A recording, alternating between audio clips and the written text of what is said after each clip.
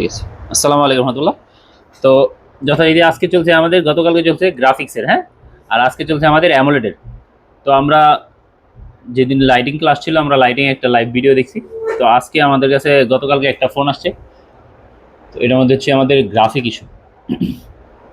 তো graphic issue এটা হচ্ছে আমাদের একটা ভিভো ফোন, ভিভো Y51। তো এটা আমরা প্রথমে একটু একটু চালু করে দেখি, হ্যাঁ, চালু করে দেখি এটার মধ্যে কি আসতেছে। এই আগে যেটা আমরা দেখছিলাম আপনারা লেখা দেখতে পাইছিলেন না, মনে আছে তো? হ্যাঁ, তো ভাইব্রেট হয়েছে, কিছু আসছে, কিছু আসে নাই। এবং যদি আমি এটা একটু লাইট দিয়ে দেখার চেষ্টা করি,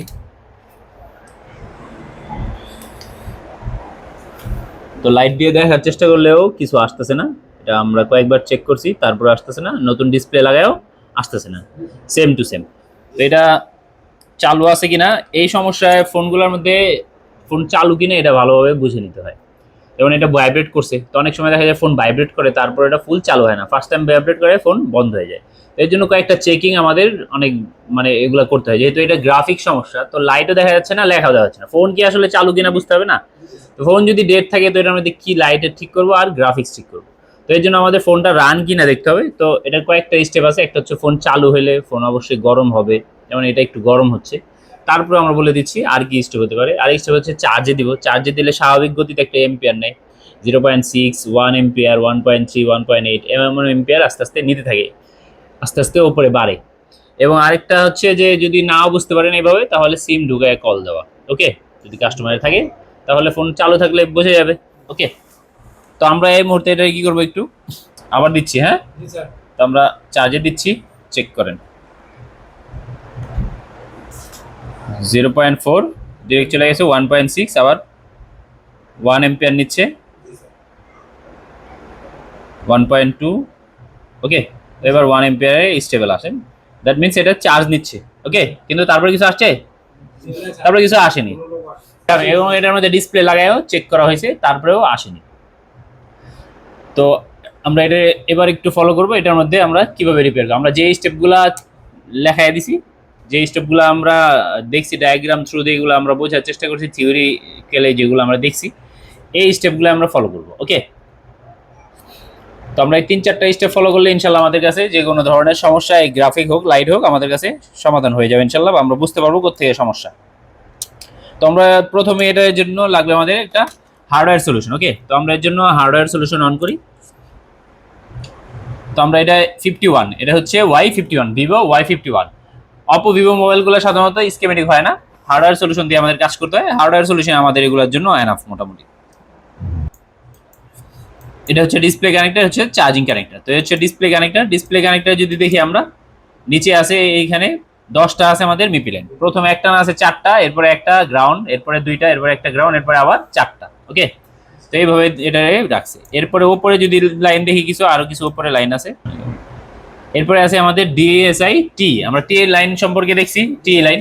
তো টি লাইন সরাসরি আমাদের গ্রাফিকের জন্য ইস্যু হয় না সাধারণত, অন্য ধরনের সমস্যা আছে। এরপরে আছে একটা রিসেট, আরেকটা আছে 1.8, এগুলো আমরা সব পড়ছি। জি। এরপরে এখানে আরো 2টা উপরে লাইন আছে, একটা হচ্ছে ভিএসপি আর একটা ভিএসএন, মানে +5 আর -5। ওকে, তো এগুলো তো আমরা সব পড়ছি। তো আমরা প্রথমে ফার্স্ট টাইম করবো কি, নিচের এগুলোও টেস্ট করবো, এবং ওপরে এই লাইনগুলো আমরা কুল টেস্ট করবো, যে এখান থেকে কোনো লাইন মিসিং আছে কিনা এটাই দেখার উদ্দেশ্যে, বা কোনো কিছুর জিআর বেড়ে গেছে কিনা। ওকে, তো আমরা প্রথমে নিচের মিপি লাইনগুলো আগে চেক করবো, প্রথম 4টা, পরে একটা বাদে, পরে 2টা, এরপরে একটা বাদে, আবার 4টা। তো এটাই আমরা প্রথম একটু চেক করি। তো আপনার মনোযোগ সহকারে দেখার চেষ্টা করেন, হ্যাঁ, কিভাবে কোন স্টেপ থেকে আমি শুরু করতেছি।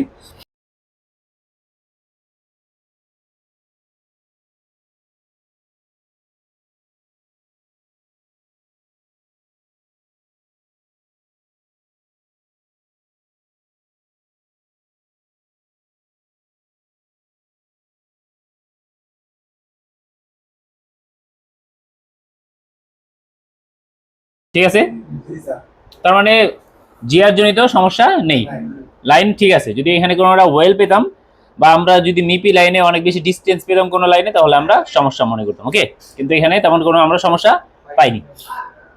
তো এবার যেটা করণীয় সেটা হচ্ছে আমাদের কুল টেস্ট শেষ, কুল টেস্টের অধ্যায় এখানে সমাপ্তি। এবার যেটা করতে পারি সেটা হচ্ছে কি হট টেস্ট।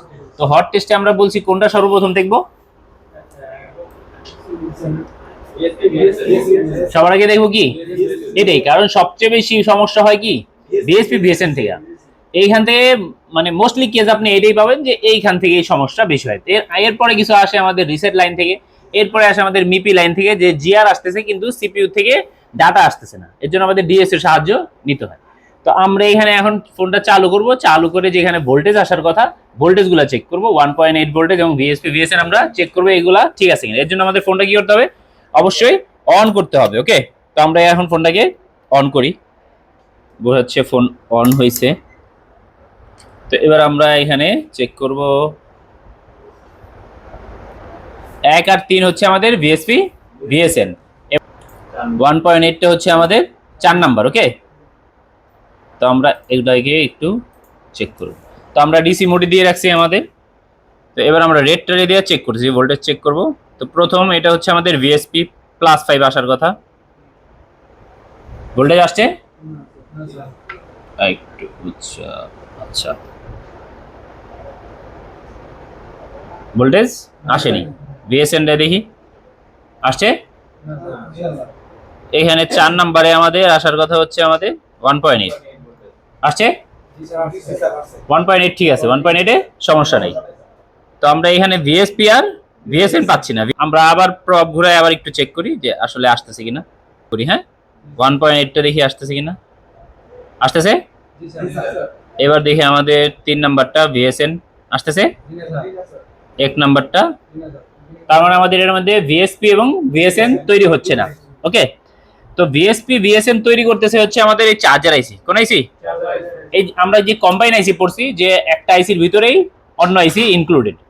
যেমন আমরা দেখছি হচ্ছে চার্জার আইসির ভিতরে গ্রাফিক সেকশন, পাওয়ার আইসির ভিতরে লাইট সেকশন, গ্রাফিক সেকশন, এগুলো আমরা দেখছি এবং কি লেখা থাকে ওগুলো আমরা ইন ডিটেল দেখার চেষ্টা করছি। ওকে, তো আমরা আলাদা গ্রাফিক আইসি যেটা দেখছি এলইবি আইসি, ওইটার কনফিগার গুলো দেখছি। আর যেগুলো কম্বাইন, যেগুলোর মধ্যে যেমন এটা একটা চার্জার আইসি, এটার ভিতরে কি আছে গ্রাফিক, তো এইটার মধ্যে কিভাবে ওয়ার্কিং করে এগুলো আমরা দেখছি। তো ওই প্রিন্সিপালকে সামনে রেখে আমরা এটা চেকিং করব কি কি লাইন আছে। তো এটার মধ্যে প্রথমে থাকতে হবে হচ্ছে আমাদের ভি ইন হতে হবে, ভোল্টেজ ইন হতে হবে, যেটা হবে ভিপিএইচ ইন হতে হবে। এরপরে আমাদের এসডব্লিউ থাকবে, এরপরে আমাদের একটা ফ্লাই ক্যাপ থাকবে, এগুলাকে আমাদেরকে চেকিং এ রাখতে হবে। এসব কম্বাইন আইসি হইলে সাধারণত গ্রাফিক ইস্যুতে টেকনিশিয়ানদের কাছে একটু ঝামেলা হয়, কারণ এখানে কোনটা কি জন্য দেওয়া এটা স্পষ্ট দেওয়া থাকে না। যেমন একটা আলাদা গ্রাফিক আইসি হলে টোটাল আইসিটাই কি গ্রাফিক আইসি, আপনি একটা একটা করে কোম্পানি চেঞ্জ করলেন, কিন্তু এটা তো একটা সাব পিএম মানে একটা পিএমআই, এটা হচ্ছে একটা পিএমআই চার্জার আইসি প্লাস এটার মধ্যে গ্রাফিক ইনক্লুডেড। তো এই জন্য এটা একটু কনফিউশন হয় যে কোন কম্পোনেন্ট চেঞ্জ করবে, যাদের ধারণা না থাকে, পূর্বের এক্সপিরিয়েন্স নাই বা ডায়াগ্রাম সম্পর্কে ভালো নলেজ নাই। তো এটা আমরা এখানে একটু দেখানোর চেষ্টা করবো ডিটেইললি কোথায় কোথায় আমরা চেক করতে পারি। তো এর জন্য আমরা একটু ডায়াগ্রামের সাহায্য নেই। তো ডায়াগ্রামে আমরা দেখতে পাচ্ছি বিএসপি ভিএসএন কোন কম্পোনেন্ট থেকে আসতেছে। তো আমরা এই কম্পোনেন্ট পর্যন্ত এখানে দেখতে পাচ্ছি, এখানে একটা কয়েল আছে, এখানে আরেকটা কয়েল আছে, এখানে একটা কয়েল আছে। তো এই কয়েলটা সাধারণত হলো এর নিচের, এটার জন্য এটা একটা অডিও আইসি, এটার জন্য হচ্ছে এই কয়েল, আর এইটার জন্য হচ্ছে দুইটা কয়েল, একটা কয়েল এখানে আর একটা কয়েল এখানে। তো এখানে দুইটা কয়েল দেওয়ার কারণ হচ্ছে এটা, কারণ এটা একটা চার্জার এসি, কি এসি? তো চার্জার এসি যেখানে থাকে এটা ভিপিএইচ কয়েল থাকে একটা, আরেকটা হচ্ছে আমাদের গ্রাফিক এসি যেখানে থাকে সেখানে একটা কয়েল থাকে, যার কারণে এই এসির সামনে কয়টা কয়েল আছে? দুইটা কয়েল আছে। তো আমাদেরকে বুঝতে হবে যে আমাদের গ্রাফিক্সের জন্য কোন কয়েল ব্যবহৃত হয়েছে, কিন্তু এইখানে গ্রাফিক্স সেকশন আমরা সার্চ করছি কিন্তু কোনো কয়েলের ইন্ডিকেশন কিন্তু করেনি, করছে এখানে। এখানে জাস্ট দিয়ে দিছে কি শুধু বিএসপি ভিএসএন কোন পা দিয়া আউট হচ্ছে, আর কোনো ডিটেল এখানে দেয়া নাই। সো আপনি হার্ডওয়্যার সলিউশন দিয়ে যদি এইখানে করতে চান তাহলে পানি গরম হবে না, কারণ আপনার তো ভোল্টেজ পাচ্ছি না। এখন আর কি করণীয়? আইসি চেঞ্জ করলাম, যে ঠিক আছে আইসি চেঞ্জ করে, তো আইসি এটার মধ্যে অলরেডি চেঞ্জ করে আমার কাছে আসছে। আমাদের কাছে যেগুলো আসে সাধারণত কি টেকনিশিয়ানরা একটু দেখে টেকে তারপরে আমাদের কাছে নিয়ে আসে, কারণ আমরা তো সরাসরি কাস্টমার সেট রিসিভ করি না, তো টেকনিশিয়ানদের আসে। তো এটা অলরেডি আমাদের এটা গ্রাফিক আইসি কি চেঞ্জ করে, যেটা চার্জার আইসি মূলত। তো এটার মধ্যে দিছে কি হার্ডওয়্যার সলিউশনে দিছে দুইটা লাইন, এখানে আর কোনো লাইনের উল্লেখই নাই। তো আপনি চেক করবেন কি? চেক করার জন্য তো কোনো ইন্ডিকেশন থাকতে হবে। তো এইটার কাজ করার জন্য আপনার পূর্বের কোনো এক্সপিরিয়েন্স থাকতে হবে। বিটম্যাপ দেয় না, বিটম্যাপ থাকলেও আমাদের কাজ করাটা অনেক সুবিধা হয়, কিন্তু এটার মধ্যে বিটম্যাপও নেই, এটা হার্ডওয়্যার সলিউশন শুধু আছে। তো এই অবস্থায় আমাদেরকে কাজ করতে হলে অবশ্যই হয়তো আপনার পূর্বের এক্সপিরিয়েন্স থাকতে হবে, বা এআইসি অন্য কোন সেটে ব্যবহার করা হয়েছে ওইখান থেকে আপনার কিছু এক্সপিরিয়েন্স নিতে হবে, তাহলে আপনার এটা করা সম্ভব। যেমন আমি যদি এখানে বলি যে এইখানে দুইটা কয়েল আছে, কিন্তু কোন কয়েলটা হচ্ছে বিপিএইচ এর কয়েল, কোন কয়েলটা হচ্ছে আমাদের গ্রাফিক্স এর কয়েল, এটা আমি কিভাবে বুঝবো? কোনো ইন্ডিকেশন আছে? কারণ এখানে হার্ডওয়্যার সলিউশন নিজে এখানে কোনো কি ইন্ডিকেশন দেয়নি, না এখানে দিছে না এখানে দিছে, কোনো ইন্ডিকেশন এখানে দেয়নি। তো এখানে বিপেকে পড়ে যাবো যে আমি কোনটার থেকে আমার সমস্যা হতে পারে। এবং যে ফ্লাই ক্যাপের কথা বলছি, তো ওই ক্যাপ যে এখানে কোনটা, এখানে কোনো ইন্ডিকেশন দেয়া নাই। সো এটার জন্য আমাদেরকে কি করতে হবে? বোর্ড সম্পর্কে নলেজ থাকতে হবে। তো এটার পিএমআই এর 632 সাধারণত নচ পয়েন্ট যেখানে থাকে, কি পয়েন্ট?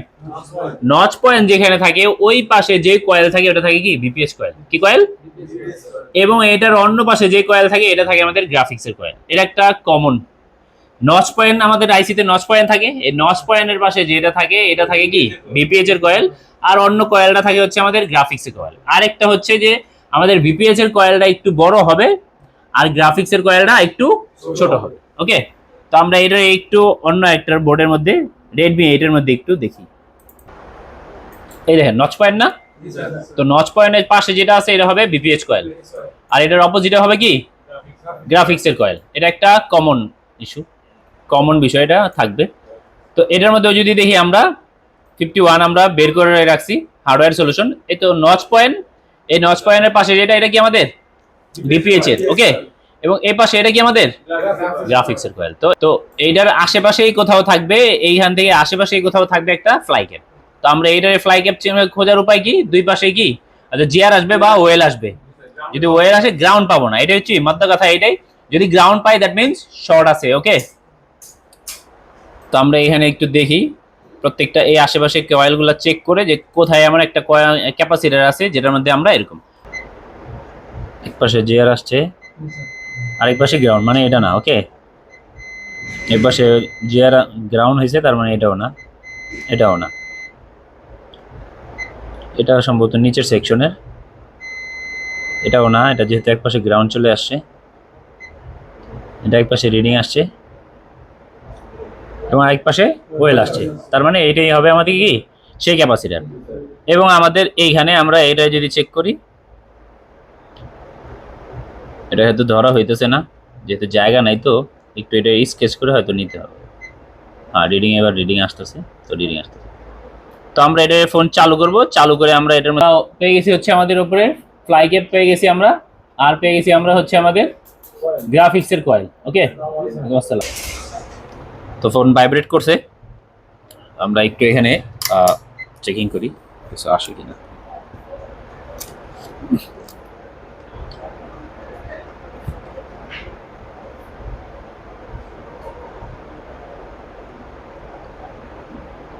একেবারে অল্প ভোল্টেজ হচ্ছে, হ্যাঁ মিল এখানে আসছে। ওকে, তো এইখানে আমরা চেক করি কয়েলের আসতেছে, কম আসতেছে, আসছে কিন্তু কি আসতেছে, আসার কথা কত, কারণ কয়েল তো আমাদের কি করে না ভোল্টেজ ড্রপ করে না, ইন ভোল্টেজ যা আউট ভোল্টেজ কি তাই হওয়ার কথা, কিন্তু ভোল্টেজ কি মনে হচ্ছে একটু কম পাচ্ছি। তারপর আরেকটু চেক করি, এটার মধ্যে এখানে একটা জায়গা আছে একটু স্কেচ করি। হ্যাঁ, স্কেচ করে আমরা এখানে চেক করব ভালো করে যে ভোল্টেজ কি আসতেছে কিনা। যদি ভোল্টেজ আসে তার মানে তো ওকে, আর যদি ভোল্টেজ না আসে তার মানে কি সমস্যা হতে পারে, বোঝা যাচ্ছে নাকি? তো আমরা এখানে একটু এটা চেকিং করি।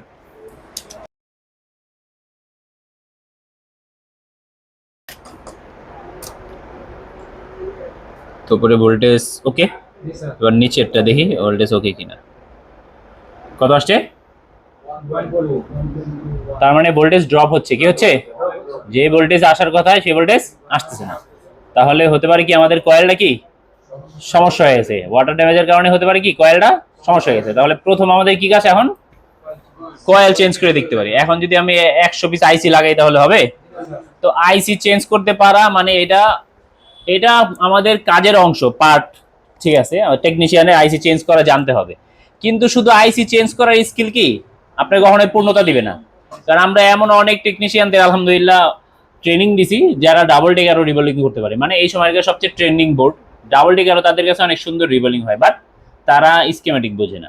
তারা মুখস্থের উপরে কাজ করে। তো আইসি রিবিল্ডিং করতে পারে কি, এটা পার্ট অফ টেকনিশিয়ান, ঠিক আছে, কিন্তু এইটাই প্রপার না। আপনার প্রপার নলেজ নিতে চাইলে স্কিমেটিক সম্পর্কে ধারণা থাকতে হবে, আপনার ব্লক ডায়াগ্রাম সম্পর্কে ধারণা থাকতে হবে, আপনাকে থিওরি সম্পর্কেও ধারণা থাকতে হবে। যেমন এই ফোনটা যদি আমরা শুধু স্কিমেটিক বা শুধু হার্ডওয়্যার সলিউশনের উপরে ভর করে আমরা ফোনটা রিপেয়ার করতাম, তাহলে আমরা কিছুই চেক করার নেই। কিছু চেক করা আছে, হার্ডওয়্যার সলিউশনে দিছে কি শুধু ভিএসপি আর ভিএসএন, আর কিছুই নেই। সো আপনার পূর্বে যদি কোনো ব্যাকগ্রাউন্ড না থাকে এই আইসি সম্পর্কে বা কিভাবে ওয়ার্ক করে একটা গ্রাফিক আইসি, তাহলে আপনি এটা কিছুই ধরতে পারবেন না। আপনার পুঁজি কি, আপনি এটার মধ্যে সর্বোচ্চ চেঞ্জ করতে পারেন একটা আইসি মার্কেট থেকে এনে।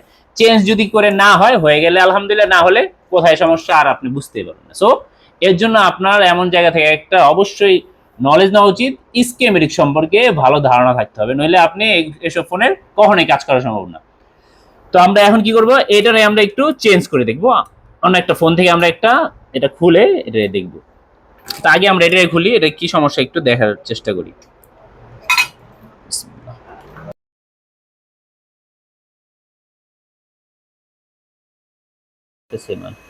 কত আসতেছে? আসার কথা কি গ্রাউন্ডের মান আসার কথা না, এটা ওয়াটার ড্যামেজের কারণে এখানে সমস্যা হয়ে গেছে। তো এখন আমাদের করণীয় কি, আমরা আরেকটা কয়েল লাগিয়ে দিব। এই গ্রাফিক্সের কয়েলগুলো থাকে সাধারণত 4.7 মাইক্রো হেনরি হয়। তো আমরা অন্য একটা বোর্ড থেকে গ্রাফিক্স সেকশন থেকে একটা কয়েল খুলি।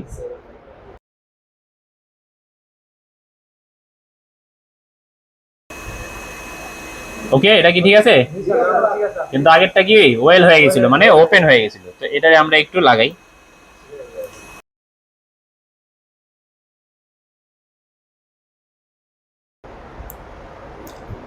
তো উপরে তো আগে থেকে আসতেছিল।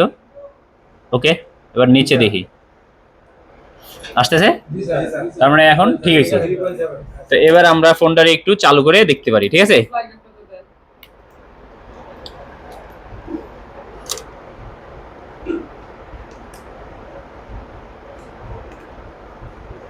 কত ভোল্টেজ আসে?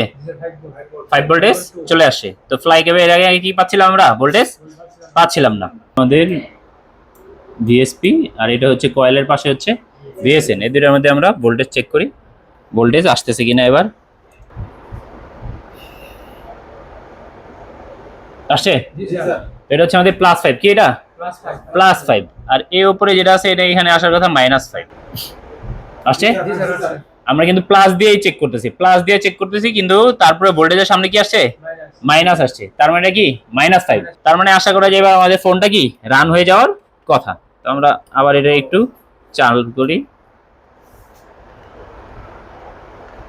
তো আলহামদুলিল্লাহ আমাদের ফোন চালু হয়ে গেছে। হয়ে গেছে না? তো এটার মধ্যে তো আইসি পর্যন্ত চেঞ্জ হয়ে গেছে, মানে আইসি চেঞ্জের ক্ষমতা থাকলেই কি প্রপার টেকনিশিয়ান হওয়া যাবে না। তো আজকে এ পর্যন্তই। তো আমাদের আলহামদুলিল্লাহ ইনশাল্লাহ সামনের মাসে নতুন ব্যাচ শুরু হতে যাচ্ছে। তো আপনারা যারা আমাদের অফলাইন ব্যাচে যুক্ত হতে চান, তারা ইনশাল্লাহ সামনের মাসে আমাদের নতুন ব্যাচ শুরু হবে, তারা এখনই সিট বুকিং করে ফেলতে পারেন। আর হচ্ছে আমাদের 3 থেকে 5 তারিখের মধ্যে ইনশাল্লাহ আমাদের নতুন ব্যাচ শুরু হতে যাচ্ছে ইনশাল্লাহ, আল্লাহ যদি তৌফিক দেয়। তো আপনারা যারা ভর্তি হতে চান এখনই আপনারা সিট বুকিং করে ফেলতে পারেন। আর থাকা খাওয়ার ব্যাপারে আমাদের এখানে ব্যবস্থা আছে, থাকা একবারে আমাদের এখানে ফ্রি, খাওয়ার ব্যবস্থা একেবারে মিনিমাম কস্টে আমরা এখানে ঘরোয়া খাবারের পরিবেশও আছে।